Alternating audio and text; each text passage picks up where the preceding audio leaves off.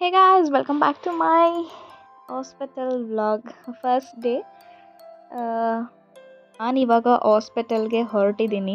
So finally ನಾವು ಹೊರಟು ಬಿಡೋಣ, ಡೆಲಿವರಿ ಆಗೋಗ್ಲಿ ಅಂತ ಒಂದು ಫೈನಲ್ ಡಿಸಿಷನ್ ತೊಗೊಂಡು ಹೊರಟಿದ್ದೀವಿ. ಡಾಕ್ಟರ್ ಬೆಳಗ್ಗೆನೇ ಹೇಳಿದರು ಇವತ್ತು ಮಧ್ಯಾಹ್ನ ಇಲ್ಲಾಂದರೆ ಈವ್ನಿಂಗ್ ಹಂಗೆ ಅಡ್ಮಿಟ್ ಆಗಿಬಿಡಿ ಅಂತ. ಬಟ್ ನಾನು ಯೋಚನೆ ಮಾಡ್ತೀನಿ ಅಂದ್ಬಿಟ್ಟು ನೈಟ್ 11 ಹಂಗೆ ಡಿಸಿಷನ್ ತೊಗೊಂಡು ಹೊರಟಿದ್ದೀವಿ. ಆ್ಯಂಡ್ ಇವಾಗ ನನ್ನ ಹಾಸ್ಪಿಟಲಿಗೆ ಕರ್ಕೊಂಡು ಹೋಗ್ತಿರೋದು ನನ್ನ ಅಮ್ಮ, ಅಪ್ಪ, ನನ್ನ ಹಸ್ಬೆಂಡ್ ಆ್ಯಂಡ್ ನನ್ನ cousin. So thanks to my Sindhu ಚೇಚಿ, ಅವರಿರೋದಕ್ಕೆ ನನಗೆ ಈ ವ್ಲಾಗ್ ಒಂದಷ್ಟು ವೀಡಿಯೋಸ್ ಮಾಡಿ ಕೊಟ್ಟರು. ಸೊ ಹಾಸ್ಪಿಟಲ್ ಹತ್ರ ರೀಚ್ ಆಗುವಾಗ ನಮ್ಮಪ್ಪ ನನಗೆ ಒಂದು ತೆಂಗಿನಕಾಯಲ್ಲಿ ದೃಷ್ಟಿ ತೆಗಿತಾರೆ. ಯಾಕೆ ಅದೊಂದು ಪದ್ಧತಿನ ಫಾಲೋ ಮಾಡ್ತಾರೆ ಅಂತಂದರೆ, ಆ ತೆಂಗಿನಕಾಯಿನ ನೀವುಳಿಸಿ ಹೊಡೆಯೋದ್ರಿಂದ ಡೆಲಿವರಿ ಕೂಡ ತುಂಬ ಸಹಜವಾಗಿ ಈಸಿಯಾಗಿ ಡೆಲಿವರಿ ಆಗುತ್ತೆ ಅನ್ನೋದೊಂದು ನಂಬಿಕೆ. ಸೊ ಇವಾಗ ನೋಡ್ತಾ ಇರ್ಬೋದು ನೀವು, ಅಲ್ಲೇ ದೃಷ್ಟಿ ತೆಗಿತಾ ಇದ್ದಾರೆ. ಸೊ ನನಗೆ 9 months 15 days ಆದರೂ ನನಗೇನು ಪೇಯ್ನ್ ಬರ್ತಾ ಇರಲಿಲ್ಲ. ಸೊ ಹಾಗಾಗಿ ಸ್ವಲ್ಪ ಕಾಂಟ್ರಾಕ್ಷನ್ಸ್ ಇತ್ತು ಅಷ್ಟೇ. ಸೊ ನಾನು ಫೈನಲಿ ನನಗೆ ತಲೆ ಸುತ್ತು ಬರ್ತಾಯಿತ್ತು ತುಂಬ ಅಂದ್ಬಿಟ್ಟು, ತುಂಬ ಸುಸ್ತಾಗ್ಬಿಡ್ತಿದ್ದೆ ಅಂದ್ಬಿಟ್ಟು ನಾನು ಇಲ್ಲ ಡೆಲಿವರಿಗೆ ಅಡ್ಮಿಟ್ ಆಗಿಬಿಡೋಣ ಅಂದ್ಬಿಟ್ಟು ನಾನೇ ಖುದ್ದಾಗಿ ಡಿಸಿಷನ್ ತೊಗೊಂಡು ಡಾಕ್ಟರ್ ಹತ್ರ ಡಿಸ್ಕಸ್ ಮಾಡಿ ಇವತ್ತು ಅಡ್ಮಿಟ್ ಆಗ್ತಾ ಇದ್ದೆ.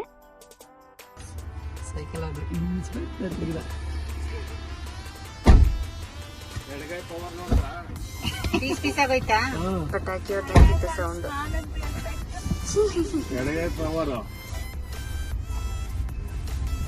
ಯಾರು ಕಾಯಿ ತಿಂತೀರಾ?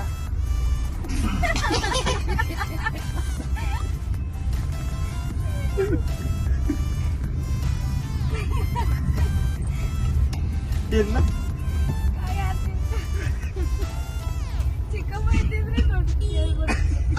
ತಗೊಳ್ಳಿ ಬಾವಾ, ಬೆಳಗ್ಗೆ ಚಟ್ನಿ ಹೇಳ್ತಿದೆ, ನಿಮ್ಗೆ ಮಾಡ್ಕೊಡ್ತೀನಿ. ಆಗ್ಲೂ ಸುಮಾರು ಮಾತಾಡ್ತಾಳಲ್ವೇನ ಈಗ. ಸೊ ನಾನು ಹಾಸ್ಪಿಟಲಿಗೆ ಬಂದ ತಕ್ಷಣ ಹಾಸ್ಪಿಟಲ್ ತುಂಬ ಖಾಲಿ ಇತ್ತು. 11:30 ಆಗಿತ್ತಲ್ಲ. ಸೊ ಹಾಗಾಗಿ ಬಂದ ತಕ್ಷಣ ಒಂದು ಸ್ವಲ್ಪ ವಾರ್ಮ್ ವಾಟರ್ನ, ಬಿಸಿನೀರನ್ನ ಕುಡಿಯೋಕ್ಕೆ ಹೇಳಿದರು.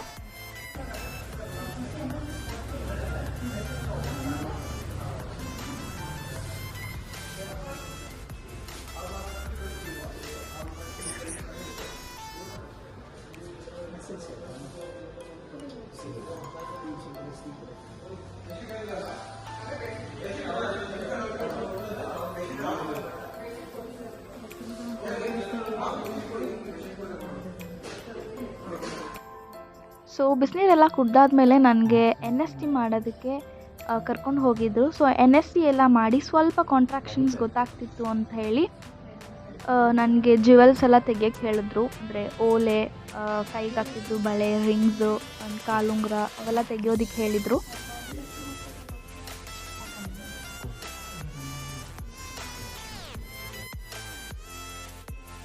ಜ್ಯುವೆಲ್ಸ್ ಏನೋ ಎಲ್ಲ ತೆಗೆದಿದ್ದಾಯಿತು. ಬಟ್ ಕೈಯಲ್ಲಿ ಹಾಕಿದ್ದು ಪಂಚಲೋಹ ಖಡ್ಗ ಅಂತೂ ತೆಗಿಯೋಕೆ ಆಗ್ತಾನೆ ಇರಲಿಲ್ಲ. ಯಾಕಂದರೆ ನಮ್ಮಪ್ಪ ಅದನ್ನು ಕಟ್ಟಿಂಗ್ ಪ್ಲೇಯರಲ್ಲಿ ಟೈಟ್ ಮಾಡಿಬಿಟ್ಟಿದ್ರು.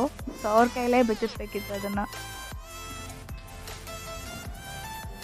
ಹೌದು, ಅದು ಸ್ಟ್ರೈಟ್ ನೋಡಿದಾಗ ಹಂಗೆ ಅನಿಸ್ತಿಲ್ಲ, ಸೈಡಿಂದ ನೋಡೋಕ್ಕೆ ಪಕ್ಕ ಹಂಗೇನೆ ಇದೆ. ಕಣ್ಣು ನೋಡೋದು ನೋಡು, ಅವ್ರನ್ನ ನೇರವಾಗಿ ನೋಡು ಕಣ್ಣು. ಹೌದು, ಸುಮ್ಮನೆ ಅನ್ಸಲ್ಲ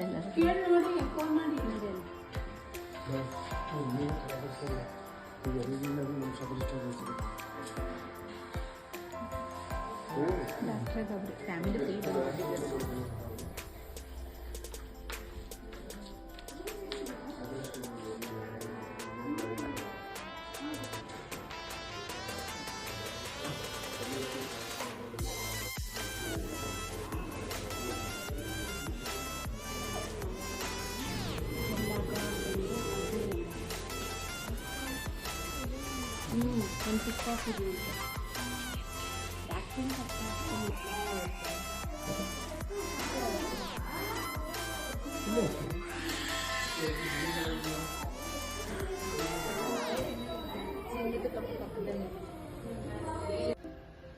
ಸೊ ಫೈನಲಿ ಎಲ್ಲ ಪ್ರೊಸೀಜರ್ ಮುಗಿದ್ಮೇಲೆ ನಾವು ಈಗ ಅಡ್ಮಿಟ್ ಆಗ್ತಾ ಇದ್ದೀವಿ. ಹಸ್ಬೆಂಡ್ ಮಾತ್ರ ಏನಾದಿದ್ರೆ ಕಾಲ್ ಮಾಡ್ತಾರೆ.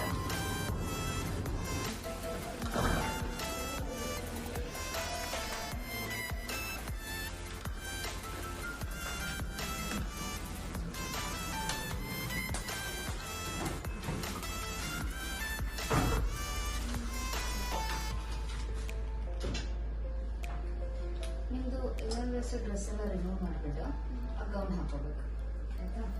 ಫುಲ್ ಸ್ಪಾಂಟೇನಿಯಸ್ ಬಿಟ್ಟಿದ್ದಾರೆ ಅಂದರೆ ಅಂತೆಲ್ಲ ಇವನಿಂದ ಕಾಣಿಸ್ತಾನೇ ಇಲ್ಲ, ಲೈಟ್ ಇಲ್ಲ ಅದಕ್ಕೆ.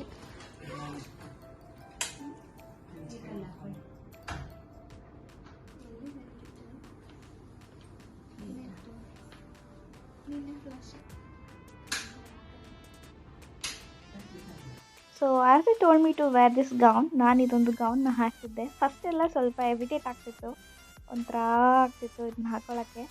ಸೊ ಬಟ್ ಆ ಟೈಮಲ್ಲಿ ಇದೇ ಕಂಫರ್ಟೇಬಲ್ ಡ್ರೆಸ್. ನಿಮಗೆಲ್ಲ ಅನ್ನಿಸ್ತಿರ್ಬೋದು ಯಾಕೆ ಪದೇ ಪದೇ ಕೈನ ಎತ್ತಿ ಎತ್ತಿ ಇಟ್ಕೊಳ್ತಾ ಇದ್ದೀನಿ ಅಂತ. ಅವರು ಏನೋ ಚುಚ್ಚುವಾಗೇನೋ ಮಿಸ್ಪ್ಲೇಸ್ ಮಾಡಿಬಿಟ್ಟು ನನಗೆ ಏನೋ ಒಂದು ಸ್ವಲ್ಪ ಬ್ಲಡ್ಡೆಲ್ಲ ಬ್ಲೀಡ್ ಆಗಿ ಸ್ವಲ್ಪ ಪೇಯ್ನ್ ಆಗಿಬಿಟ್ಟಿತ್ತು, ಕೈಯೆಲ್ಲ ಎಳಿತಾ ಇತ್ತು. ಹಾಗಾಗಿ ಅದನ್ನು ಹಾಗೇ ಇಟ್ಕೊಂಡಿದ್ದೆ. ನೈಟೆಲ್ಲ ಒಂಥರ ಮಿಕ್ಸ್ಡ್ ಫೀಲಿಂಗ್ ಇತ್ತು, ಭಯ, ಖುಷಿ, ಟೆನ್ಷನ್ ಎಲ್ಲ ಆಗ್ತಿತ್ತು.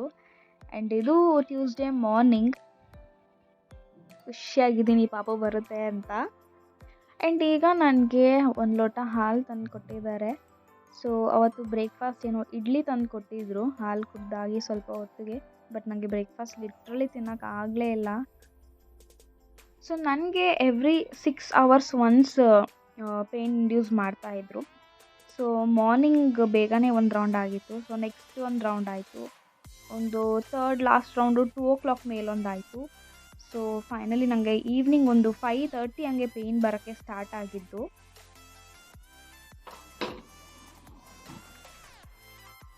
ಸಾಸಿವೆ ಹಾಕ್ಬಿಟ್ಟಿದ್ದಾರೆ ಅನಿಸುತ್ತೆ ಅಲ್ವಾ? ಇಲ್ಲ ಇಲ್ಲ.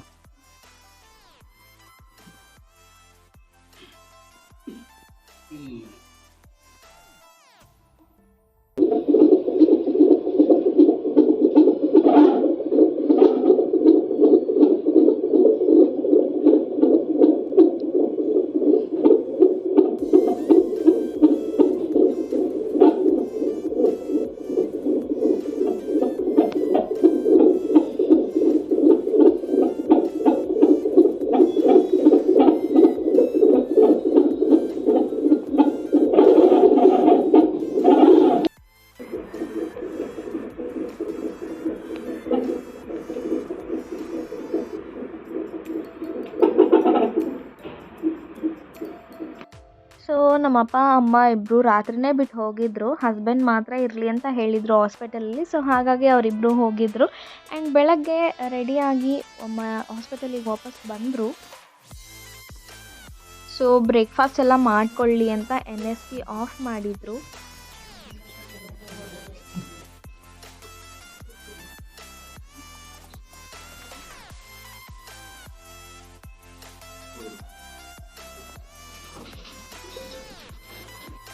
ಪೇನ್ ಇಂಡ್ಯೂಸ್ ಮಾಡಿ ನನಗೆ ಸ್ವಲ್ಪ ವಾಕಿಂಗ್ ಮಾಡೋಕ್ಕೆ ಹೇಳ್ತಾ ಇದ್ರು.